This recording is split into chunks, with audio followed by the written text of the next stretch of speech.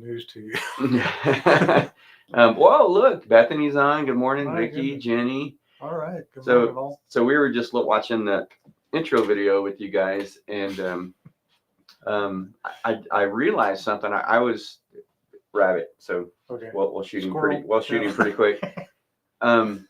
When I decided I was going to shave my head, just start shaving it, I was shocked that not even my family realized. But not Hope, not Hillary, not Cynthia. Nobody realized. Nobody said a word. Well, there you can shave an egg, but it doesn't make much difference. That's what I just realized. So looking at that intro video, which was I should talk more than a year ago. Oh no, mine is. But I didn't shave today. So, but I looked and I said, man, that looked like I was bald and I hadn't even started shaving my head. So hard-boiled egg and a hubcap. Yeah, Jim gave me the hate to break it to you, but so. Oh, by the way, Beverly is on, but she's using my phone downstairs, and it terrifies her, so she's probably not going to type good morning. So good morning, Beverly. Oh, she usually hops on the computer? Yeah. Oh, okay. It's easier on the computer. When I do on the phone, I always feel a little bit weird, but she just doesn't know my phone. Yeah. She'll learn. So I had this discussion, and this is really funny, and I was talking with Jim Bailey, so you know Jim Bailey. Right. He's a big Apple guy. I didn't know that. Oh, golly. Okay. Oh, man. Yeah. So if you have Apple questions, he'll tell you. He's the guy. We were talking about reading all the things on updates and stuff. So he does that. But he also, when a new Apple product is coming out, he'll tell me everything about it, like in detail, everything. Wow. Yeah. So he's big into there. But I was talking with some people the other day. Morning, Dennis. Oh, hey, Dennis. Dennis isn't an Apple guy, I don't think. Huh. So I told him I would be interested. I don't think anybody cares enough except me to do a study. So there'll probably never be a study like this. I would be interested to know if PC and Android or Apple, if different personality types go with different ones. Wow. Yeah. Or, I don't know. I would just be interested to see a study if there's a way, a predictor. See, are they going to pick Android or Apple? You know what I mean? Right. Because it almost seems that way to me. It almost seems, but man, with Apple stuff, it just works. Does I switched over? Yeah, and I'm still not 100%, but I don't like Apple. I don't know everything. I mean, this is a PC that we're using, but for the office, I'm using that Mac Mini, and then I have a MacBook Pro, and then I have a iPad, and I have an iPhone, and is the book Question Evangelism? I don't know. I'd have to give me a second. So Jim, sing a song and dance for us for a second. I was going to say that I'd like to meet the guy that came up with the logo, because I'm an art kind of guy, for Apple. That was an apple with a bite out of it. What was the thinking, the process behind that? Is it the forbidden fruit? Knowledge. I don't know. I'd love to be a fly on the wall who decided that now we know the difference between good and evil, that we've gone to an Apple we didn't know before. Oh, Android for me, Bethany says, for my phone. Yep, I know Bethany is probably your kids are too, I would imagine. Let me look that up. I couldn't find that book real quick. I may have pulled it up. It may be in my stack here. Randy Newman, wasn't he a comedian or something? Oh, that's a different. No, he's a song guy, a musician. Come on, Jim, stand up and show your Yeah. So, I heard that they're doing a new Dora. I know. They're doing a new Dora. Did you ever see Dora the Explorer? No, huh? Dora. Okay. Well, that was past, I should have looked for the book. That was past my childhood. But I heard that they're doing a new Dora the Explorer. Sam is, the girls have apples. They're doing a new Dora the Explorer, and the old voice for Dora, the lady who did the voice for the original Dora, is now going to be the mother.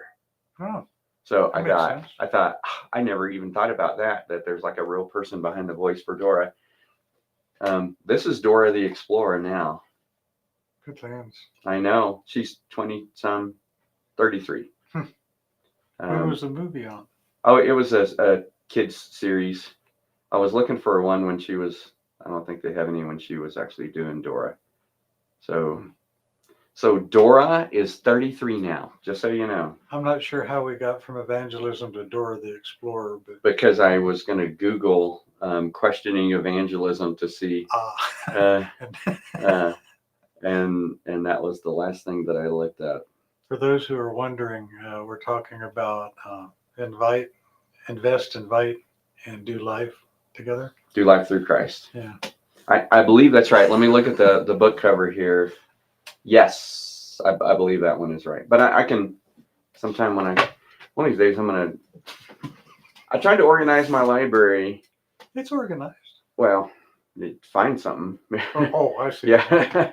I mean, all the books are on the shelf. Well, they're on the shelf, but some of them are sideways and never question the rabbit hole. Yeah, don't try to figure out how we got there or who we were chasing.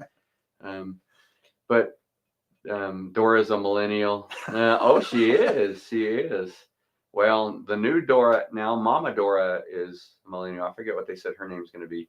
The new Dora is a Generation Alpha. She's a kid, under 14.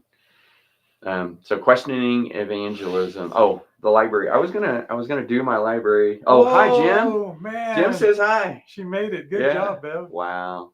She figured it out. She's gonna reconfigure your phone while you're here. All right, keep from hearing her holler at Yahoo. I'm gonna close the door. So I was gonna organize. We'll shoot this rabbit again real fast, Okay. and then get back on the trail.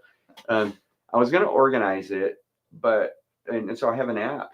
Of course, I can actually scan the barcode and bring it up, but the way that you do that, so it wants to know the genre.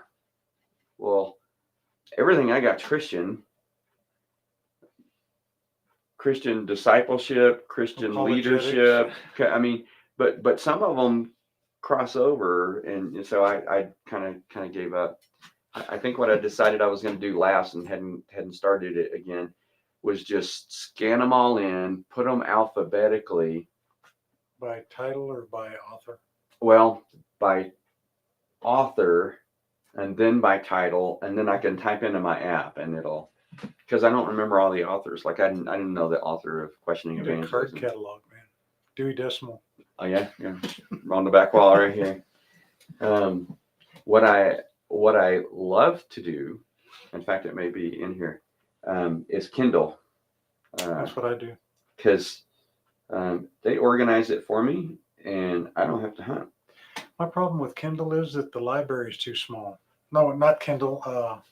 What is it? There's another app that lets you get into library for digital books. Oh, yeah, a couple of Quest or something like that. Yeah. But the library here is so small, and you can only have one card at a time on that app. So apparently it's not. I don't have it on Kindle, but on Kindle, the cool thing is I can just look it up. So I can click on my library. This is mine. This is a fast rabbit.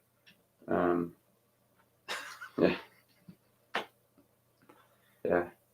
Oh, here we go. Randy Newman. Yes. Newman. What's the connection between Sunday message, Tuesday men's study, and evangelism today? Isn't that funny how they all kind of tie together? Yeah. Yeah. Consistently. Yeah. Maybe Jesus is the hinge pin there. Libby is the. Libby, thank you. Yeah. Well, you can thank her. Oh, thank you, Bev. Yeah. I'm reading. It's scaring me. She actually flipped through my phone to figure out what app it was. Yeah. You're doing good, girl. Wow, that's cool. So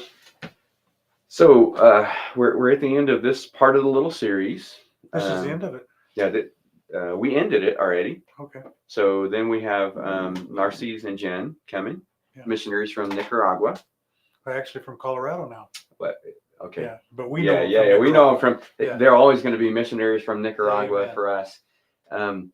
And so, and then we'll start the other one as we now we'll turn our attention to those outside. But wanted to just remind us, I guess, or get us all on the same page before we go. It's a little bit like the reason I did this series. It's a little bit like you're getting ready to go on a trip, and so it's probably helpful to get everybody on the van first. Yeah. You know, I was kind of afraid if we went on a trip without doing the about us part, that some people wouldn't be on the van with us. Did you leave somebody behind before?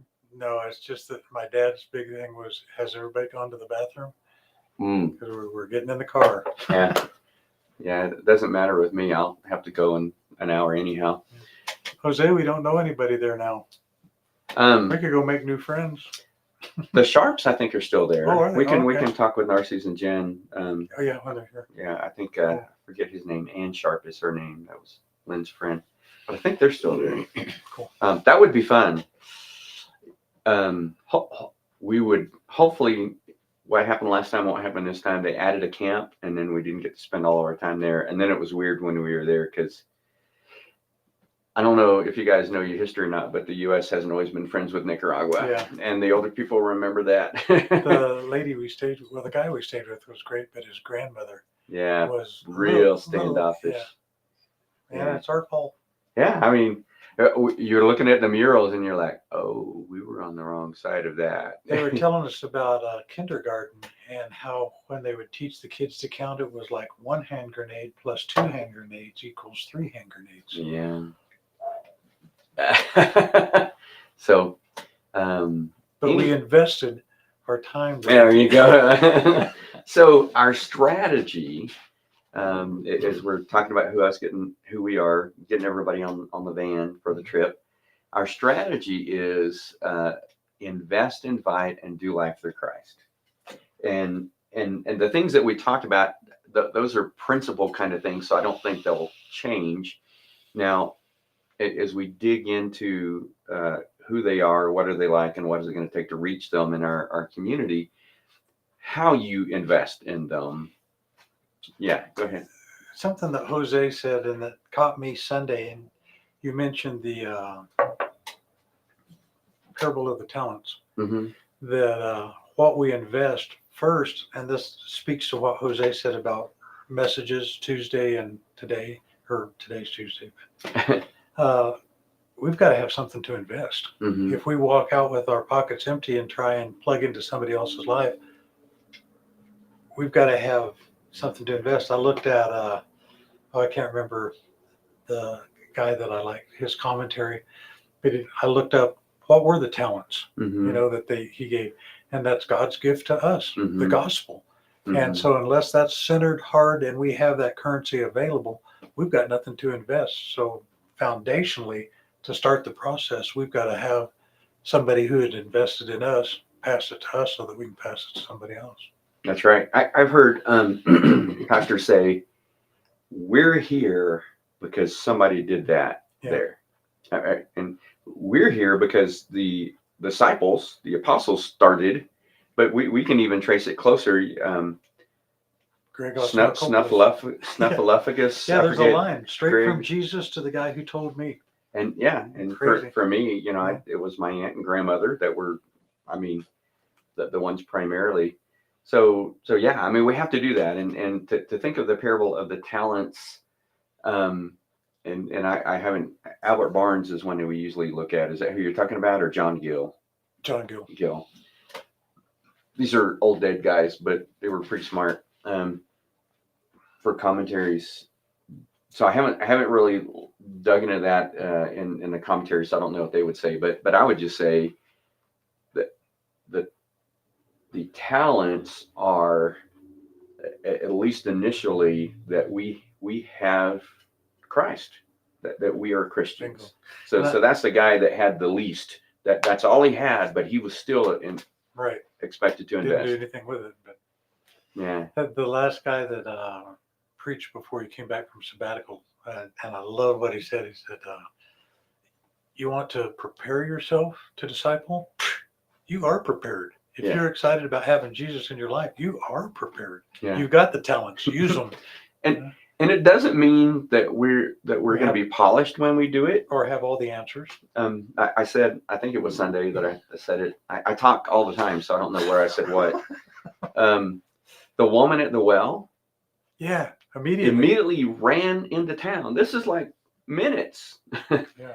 Ran into town, and probably not the most polished evangelistic approach. But she emptied the gates.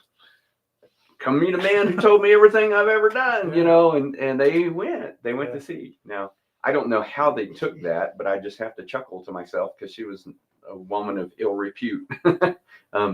So the three things. So invest in people, and how we do that is going to depend on who we're talking about. Yeah, but the goal is to pass what God gave me to them. Yeah, or at least provide an avenue. Yeah, to begin to invest in them, and not only is it going to be how we do that be different depending on who we're investing in, but different depending on who we are. I mean, you would do that in a different way probably than I would. Oh, youth and adult Sunday school. Yeah, you know, just different. Yeah, the methods change, the message doesn't. Right. Some people like to fish. Yeah. Matt Thackerson, which is one of the guys that preached while I was gone.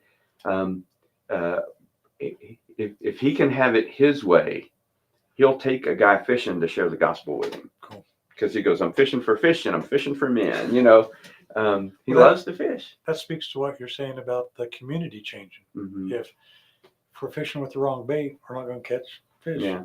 So.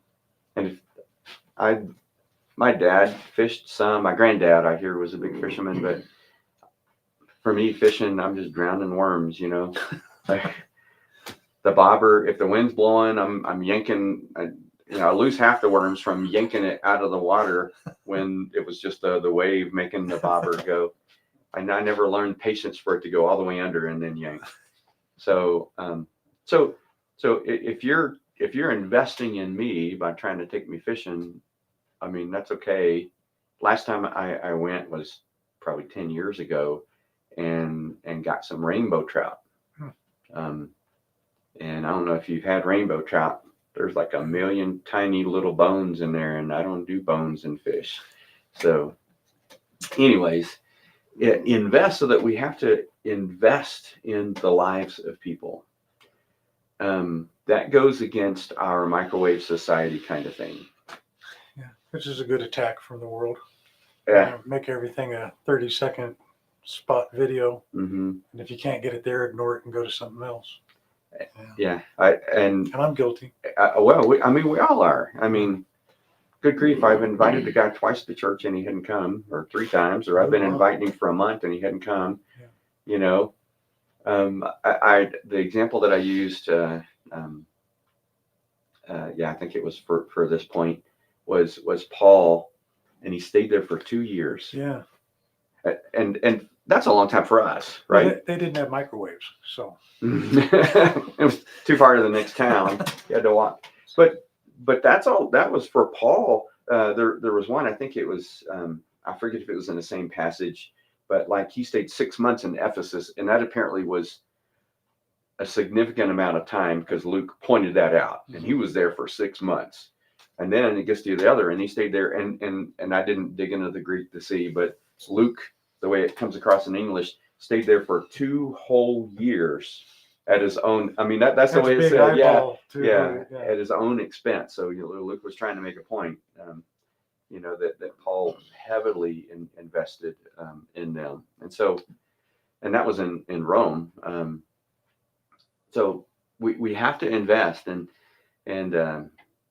Skipping way ahead to the end. I hope I don't steal your thunder. No, go ahead. Can be messy.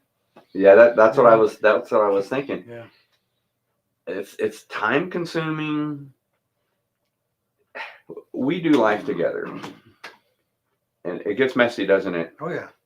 And I make the mess a lot of the times. I've got a crusty old friend, Motorcycle Mike, who Uh-huh. helped me build my bike. That's crusty, Yeah. and he wrote one day that it was a fight every day to try and live like would make Jesus smile. He said, I get up almost every day with a bloody nose, but I'm enjoying the fight. Yeah.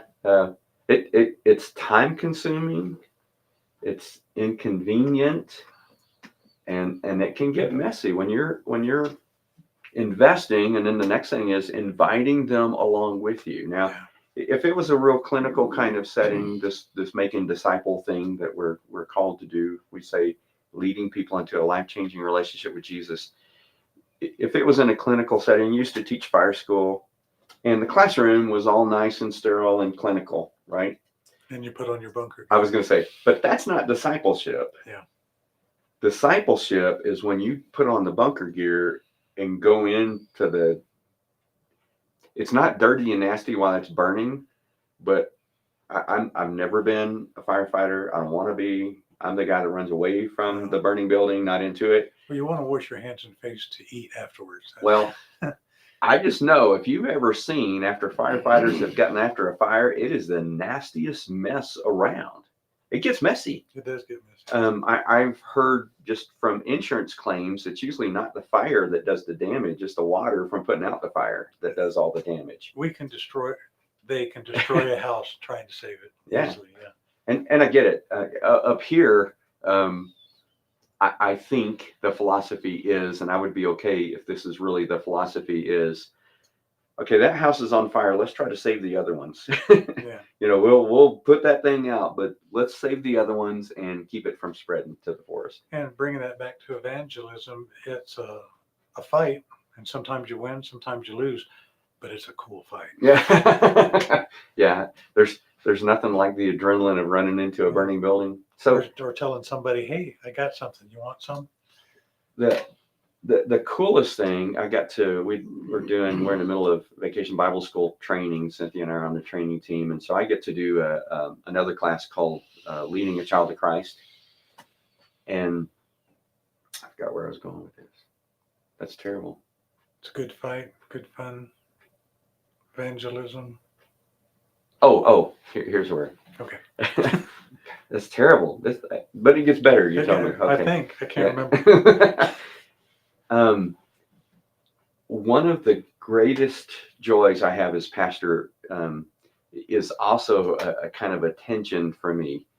I would sit in my office all day long and be happy with people bringing me people and saying, "Hey, Pastor Larry, he wants to know how to be a Christian. Can you lead him?" And that happens.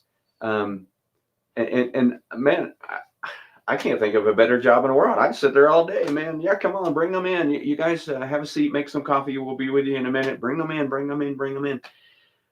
That's a joy. But the reason it's a tension for me is I want other people to have that joy too. And I shared with them in the last one that we did. We want all of our VBS workers to be able to do that. I want everybody to be able to. And then I shared about my little stinker daughter, Hope, who for a couple of years, you understand this. Yeah, I understand. So are you ready to pray and give your life to Jesus? No, I don't think so. That's cool. 2 years, for 2 years.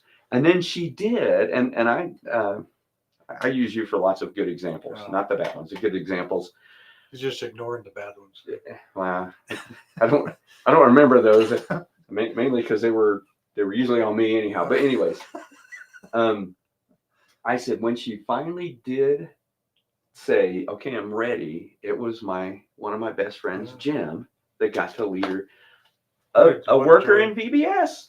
Yeah. Oh yeah. Got to lead her to Christ. Yeah. And so it's a joy. It's what I don't think I said this maybe on Sunday. I missed it. It's inconvenient. It's time consuming, and it's messy, but it's worth it. It's way worth it. That is the thing that we're called to do. Yeah. And so investing in someone, inviting them along is so scary because they get to see the mess. Yeah, they're following me. They get to see my mess, and I get to be involved in their mess. And if they're not Christians, I mean, we know, we look around, we live in a messed up world, and people who aren't Christians are mucking around in a messed up world. I just think of the picture in my mind is boot sucking mud. That's a world that they're living in. If we want to go in and invite them along with us, then we have to go into the boot sucking mud with them. Yeah. We got to go help, Fort Stanton caves. Mhm. Underneath that cave system there that was, it's not open now to the public, but was open. Underneath that is one that's a different kind of, I forget what it is, some kind of calcium or something like that. But it's white crystal, and they call it Snowy River. Oh, wow. And that one is, because you can destroy that pretty easily. I got to go in there as a work crew to help. And to get there, we had to go through like a mile of boot sucking mud. And there were a lot of times that I had to go back and get my boot. And unfortunately, you're caught off balance. Your other foot stuck too. And so I had muddy socks and stuff. But it's messy. It's hard. It's tiring. But not only that, our strategy is invest in them, invite them along with us, and that can take a lot of different forms. We invite them to church. That's an easy one. We invite them to fellowships, church activities, invite them into our life, which leads us into the last one, and that is do life through Christ. And that's hard. I mean, we're in it for the long haul, and it's like adopting a kid. Pretty much. I mean, and I don't know at what point we stop with somebody. I lean on your thing with your daughters. As long as they're alive and you're alive, y'all are connected. Yeah. And it would seem the same with discipleship. Jesus didn't say, "Okay, we're done." Yeah. I mean, I don't know. Paul would. Peter would. Yeah. But I don't know where that is. I just know that it's way longer than we usually give. And the thing that what those three things do, that we invest in them, we invite them along with us, not just to church, but in life, and we do life together with them. We're in there with their hurts and pains. It's a saying that I've heard since I was a kid. They don't care how much you know until they know how much you care. Right. And what that really does is to demonstrate, hey, look, this isn't a notch on my belt. This isn't, you remember the old days when we had the little Sunday school envelopes, how many times, read my Bible daily. You remember all those? Did you get your star for attendance? I never did, but, but those kind of things, it's not a check in a box for me. For me, it's easy to show why I care. It's easy to show that I care. It's a difficult door for me to get through to say why I care. Yeah. If I can break that barrier, then things go a lot easier. But that's the tough step over for me. The invest part, and I shared relational evangelism is really kind of what this is, but that had a certain connotation in the day. One of the dangers of relational evangelism or relationship evangelism is that you work on the investment part in the relationship, and you never kind of broach the spiritual questions. Have we got time for a rabbit? Yeah, we do. No, we don't. It's 30. I'll tell you about it later. Okay. Or next Wednesday, I'll mention it. So about broaching the subject. Yeah.